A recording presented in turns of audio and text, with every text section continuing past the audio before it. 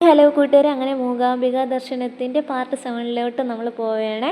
അപ്പോൾ സൗവർണികയിൽ ഇറങ്ങി നമ്മുടെ ശരീരവും മനസ്സും ഒക്കെ ശുദ്ധമാക്കി നേരെ അമ്പലത്തിലേക്ക് പോകാനുള്ള ഇതാണ്. അങ്ങനെ അമ്പലത്തിൽ പോയി നമ്മുടെ പ്രോഗ്രാം നല്ല രീതിയിൽ തന്നെ പാടാൻ പറ്റി. നമ്മുടെ മനസ്സ് അറിഞ്ഞ് തന്നെ ദേവിക്ക് അത് സമർപ്പിച്ചു. എല്ലാം നല്ലതിനായിരുന്നു.